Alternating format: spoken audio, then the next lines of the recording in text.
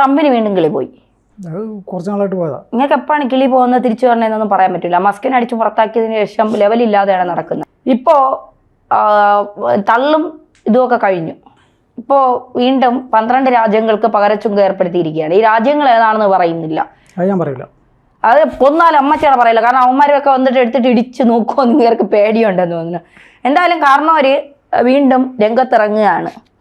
12 രാജ്യങ്ങളെ തരിപ്പണമാക്കും, ഞാൻ മാത്രം മതി ഈ ലോകത്ത്, വേറെ ആരും വേണ്ട. എന്താണ് പുതിയ തീരുമാനം? അതായത് ഈ പകരച്ചുങ്കം, അധിക നികുതി ഇത് ചൈനയ്ക്കാണ് ഏറ്റവും കൂടുതൽ ഏർപ്പെടുത്തിയിരുന്നല്ലോ.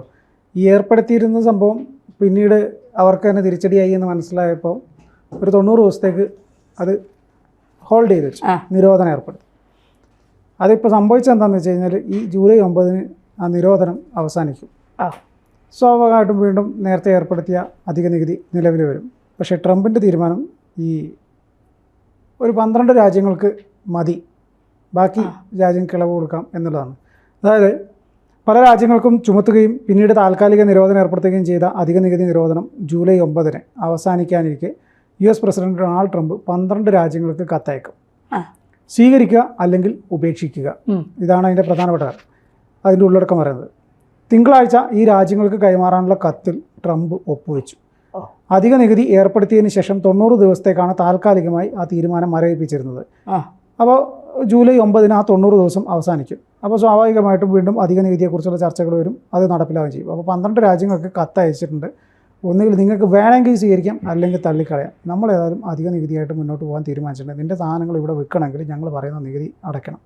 പക്ഷേ അതിൻ്റെ പ്രശ്നം എന്താണെന്നറിയോ, എവിടെ തെറ്റ് പറ്റിയെന്ന് വെച്ച് കഴിഞ്ഞാൽ ഇവർ പറയുന്നത് വെച്ച് കഴിഞ്ഞാൽ ഇവിടെ കൂടുതൽ വന്ന് അവിടുത്തെ ഉൽപ്പന്നങ്ങൾ ഇവിടെ വിറ്റിട്ട് അവരെ കാശും കൊണ്ട് അങ്ങോട്ട് പോകുന്നു എന്നുള്ളതാണ്. പക്ഷേ ഈ അധിക നികുതി ഏർപ്പെടുത്തുമ്പോൾ സ്വാഭാവികമായിട്ടും ഇവിടെ ഈ വാങ്ങിക്കാൻ നിൽക്കുന്നവൻ എന്ത് ചെയ്യണം? അവൻ കൂടുതൽ വാങ്ങാൻ പറ്റും. അപ്പോൾ ഈ മണ്ടന് ചിന്തിച്ചാൽ മനസ്സിലായില്ല, ഈ കൂടുതൽ നികുതി ഇവൻ്റെ പൈസ വീണ്ടും മറ്റവൻ്റെ പോക്കറ്റിലേക്ക് പോകാന്നുള്ളത്. ഇവൻ ട്രംപിന്റെ വിചാരം ട്രംപ് ഭയങ്കര ബിസിനസ് മാനാണ്, ലോകത്തെ ബിസിനസ് കൊണ്ട് കീഴടക്കാനാണ് ട്രംപ് ശ്രമിക്കുന്നത്. അമേരിക്കയെ ബിസിനസ് കൊണ്ട് വലുതാക്കുക എന്നുള്ളതാണ് ട്രംപിന്റെ ലക്ഷ്യം. ഈ അമേരിക്കൻ്റെ സ്വാതന്ത്ര്യദിനം ആഘോഷിക്കാൻ വേണ്ടിയിട്ട് ട്രംപ് ന്യൂജേഴ്സിയിലേക്ക് പോകുന്ന സമയത്ത് മാധ്യമങ്ങൾ ഇദ്ദേഹത്തിൻ്റെ പ്രതികരണം ചോദിച്ചു. അപ്പോൾ അവരോട് പറഞ്ഞ കാര്യമാണ്, ഞാൻ കുറച്ച് കത്തുകളിൽ ഒപ്പുവെച്ചിട്ടുണ്ട്, അത് തിങ്കളാഴ്ച അയക്കും. 12 എണ്ണം ഉണ്ടാവും. വ്യത്യസ്ത തുകകളും വ്യത്യസ്ത താരിഫ് നിരക്കുകളായിരിക്കും. അതായത് ഹോട്ടലിൽ ഭക്ഷണം വെക്കാൻ മറ്റേ പൊറോട്ടയ്ക്ക് ഇത്ര, ചപ്പാത്തിക്ക് ഇത്ര, മറ്റേ പറഞ്ഞു നോക്കുമല്ലോ. അതുപോലെ വ്യത്യസ്ത താരിഫുകളായിരിക്കും ഓരോ രാജ്യങ്ങൾക്ക്. അത് നിങ്ങൾക്ക് വേണമെങ്കിൽ സ്വീകരിക്കാം, വേണ്ടെങ്കിൽ തള്ളിക്കളയാം എന്ന് പറഞ്ഞിട്ട് പക്ഷേ ഏതൊക്കെ രാജ്യങ്ങളാണ് മാധ്യമങ്ങൾ ചോദിച്ചപ്പോൾ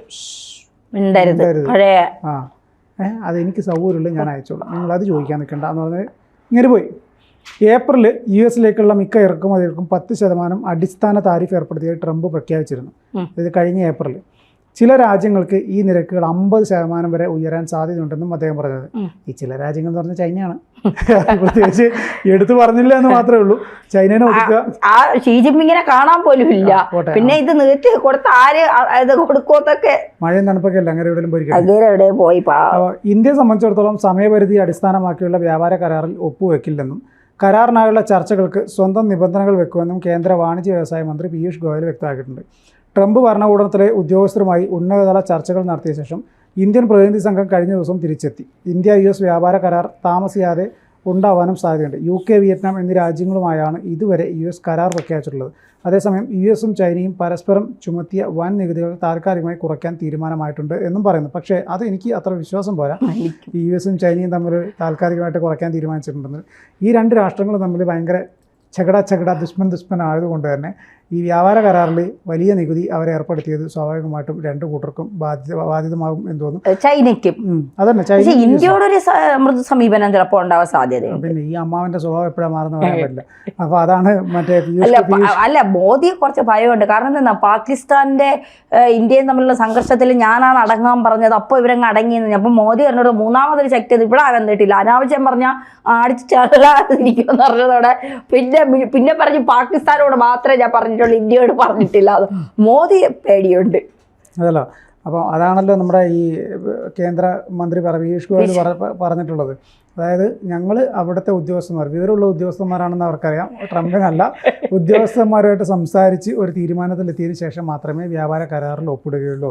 അതായത് നേരത്തെ ഒരു വാർത്ത വന്നിട്ടുണ്ടായിരുന്നു, ഇന്ത്യയുടെ ഉൽപ്പന്നങ്ങൾ, ഇവിടുത്തെ എന്ത് ഉൽപ്പന്നങ്ങൾ നിനക്ക് എന്തെങ്കിലും ഉണ്ടെങ്കിൽ അതുവരെ അമേരിക്കയിൽ നികുതി കൊടുക്കാതെ അവിടുത്തെ മറ്റേ വിപണി നമുക്ക് വേണ്ടി ഓപ്പൺ ചെയ്ത് കൊടുക്കുന്നു, നമുക്ക് വലിയ നികുതി കൊടുക്കാതെ അവിടെ സാധനങ്ങൾ വിൽപ്പന നടത്താൻ സാധിക്കും എന്നൊരു വാർത്ത വന്നിരുന്നു.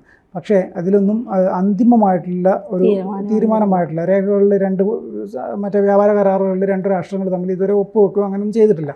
ചർച്ചകൾ പുരോഗമിക്കുന്നു എന്നത് മാത്രമേ നമുക്ക് അതിനകത്ത് പറയാൻ സാധിക്കുള്ളൂ. പക്ഷേ ഇപ്പോൾ ഇന്ത്യയോട് എന്ത് സമീപനം എടുക്കണം എന്ന കാര്യത്തിൽ ട്രംപ് തീരുമാനമൊന്നും എടുത്തിട്ടില്ല. അതുകൊണ്ട് തന്നെ ആ ഗ്യാപ്പിന് ട്രംപ് എവിടെയോ പോയ സമയത്ത് അവിടുത്തെ വിവരമുള്ള ഉദ്യോഗസ്ഥന്മാരുമായിട്ട് ഇന്ത്യൻ നയതന്ത്ര ഉദ്യോഗസ്ഥന്മാർ പോയി സംസാരിച്ച് ചർച്ച ചെയ്തിട്ട് തിരിച്ചു വന്നിട്ടുണ്ട്. ഇനി അവിടുത്തെ കാര്യങ്ങൾ എന്താണ് എന്നതിനെ കുറിച്ച്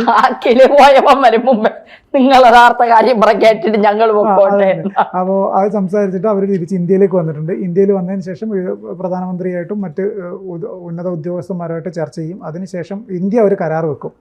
അതാണ് കാര്യം. ഇന്ത്യ ഒരു കരാർ വെച്ച് കഴിഞ്ഞാൽ ആ കരാർ US ഒപ്പിടാൻ തയ്യാറാണെങ്കിൽ ഒപ്പിടുക. അതായത് ഇപ്പോൾ ട്രംപ് 12 രാജ്യങ്ങൾ നിങ്ങൾക്ക് വേണമെങ്കിൽ സ്വീകരിക്കുക, ഇല്ലേ പൊക്കോ എന്ന് പറഞ്ഞാൽ ഇവിടെ നിന്നൊരു കരാർ വെക്കുമ്പോൾ നിങ്ങൾക്ക് വേണമെങ്കിൽ സ്വീകരിക്കുക, ഇല്ലേ പൊക്കോ എന്ന് ഇന്ത്യ അങ്ങോട്ട് പറയുന്നൊരു സിറ്റുവേഷനിലേക്ക് കാര്യങ്ങൾ പോയി. സ്വാഭാവികമായിട്ടും അമേരിക്ക പോലുള്ള ഒരു വലിയ വ്യാപാര സാധ്യതകളുള്ള, വാണിജ്യ സാധ്യതകളുള്ള ഒരു സ്ഥലം ഓപ്പൺ ചെയ്ത് കിട്ടുകയാണെങ്കിൽ ഇന്ത്യക്ക് വലിയ ഉപകാരമാണ്. കാരണം ഇന്ത്യയിലെ പല ഉൽപ്പന്നങ്ങൾക്കും അമേരിക്കയിലെ ഡിമാൻഡ് ഉണ്ട്, വലിയ മാർക്കറ്റുള്ള സ്ഥലമാണ് ഈ അമേരിക്ക എന്ന് പറയുന്നത്. അമേരിക്കയിൽ ഇഷ്ടംപോലെ മലയാളികളും ഉണ്ട് കേട്ടോ, ഇന്ത്യക്കാരും ഉണ്ട്. അപ്പോൾ അവിടുത്തെ അങ്ങനെ ഇന്ത്യൻ ഉൽപ്പന്നങ്ങൾ, മെയ്ഡ് ഇൻ ഇന്ത്യ എന്ന് പറയുന്ന സാധനം ഇപ്പോഴും വിൽപ്പന നടത്തുന്നുണ്ട്. പക്ഷേ കൂടുതൽ വിൽപ്പന നടത്താനുള്ള സാധ്യതകൾ ഓപ്പൺ ചെയ്തു വരുന്നത് ഈ പറഞ്ഞതുപോലെ ടാക്സ് ഒഴിവാക്കിയിട്ട് ഇന്ത്യയിൽ നിന്ന് അങ്ങോട്ടുള്ള ഉൽപ്പന്നങ്ങൾ യഥേഷ്ടം കയറ്റുമതി ചെയ്ത് അവിടുത്തെ മാർക്കറ്റിൽ നമുക്ക് വിൽക്കാനുള്ള സാധ്യത ഓപ്പൺ ചെയ്യുമ്പോഴാണ്. അപ്പോൾ അതിന് പക്ഷേ ഈ പറഞ്ഞതുപോലെ എഗ്രിമെൻറ്റുകളും കാര്യങ്ങളും കുറേ ചെയ്യാനുണ്ട്. കാരണം എളുപ്പമല്ല. മറ്റ് രാഷ്ട്രങ്ങൾക്ക് ഞങ്ങൾ ഇത്രമാത്രം ടാക്സ് ഏർപ്പെടുത്തിയിട്ടുണ്ട്, ഇത്ര അധിക നികുതി ഏർപ്പെടുത്തിയിട്ടുണ്ട് എന്നൊക്കെ അമേരിക്ക പറയുമ്പോൾ ആ അധിക നികുതി നിങ്ങളും തരണം എന്ന് ഇന്ത്യയോട് പറഞ്ഞു കഴിഞ്ഞാൽ ഇന്ത്യ വിട്ടുപോകും. ഇന്ത്യ സ്വാഭാവികമായിട്ടും ഞങ്ങളെ കൊണ്ട് അത് ചെയ്യാൻ സാധിക്കില്ല. നിങ്ങൾ ചൈനയ്ക്ക് വെച്ച കെണി അവിടെ വെച്ചാൽ മതി, ആ കെണിയും കൊണ്ട് ഇങ്ങോട്ട് വരണ്ടെന്ന് ഇന്ത്യ പറയുകയുള്ളൂ. പക്ഷേ സ്വാഭാവികമായിട്ടും അത് ഏതൊക്കെ രീതിയിലാണ് ഇനി വരാൻ പോകുന്നതെന്ന് അറിയണമെങ്കിൽ ട്രംപ് അയച്ച കത്തിൻ്റെ ഡീറ്റെയിൽ ഇനി പുറത്തു വരണം. 12 രാഷ്ട്രങ്ങൾക്കാണ് ഇപ്പോൾ കത്ത് അയച്ചിരിക്കുന്നത്. അതിൽ ഇന്ത്യ ഉണ്ടോ എന്ന് നമുക്കറിയില്ല കേട്ടോ. ഇന്ത്യയുടെ കാര്യത്തിൽ പിന്നെ തീരുമാനിക്കാന്നൊക്കെ ഇയാൾ പറഞ്ഞു. ഈ ഒരു കിളിവായ മനുഷ്യനാണ്. എന്ത് ചെയ്യും, എങ്ങനെ ചെയ്യുമെന്നൊന്നും അറിയാൻ പറ്റൂല. പിന്നെ നമ്മുടെ പ്രധാനമന്ത്രിയുടെ തലയ്ക്കകത്ത് ആള് താമസമുള്ളത് കൊണ്ട് ഈ കിളി പോയവൻ എന്ത് പറഞ്ഞാലും ഇവിടെ വില പോകില്ല എന്നുള്ളതാണ് യേശുവില്ല. അതുകൊണ്ട് കണ്ടറിയാം ഇനി എന്താകും. ഈ ചുങ്കം, പകരച്ചുങ്കം, അധിക നികുതി എന്നൊക്കെ പറഞ്ഞുകൊണ്ട് വരുന്നത് ഇവർക്ക് തന്നെ പാരയാകാതിരുന്നാൽ മതി, അമേരിക്കയ്ക്ക് തന്നെ.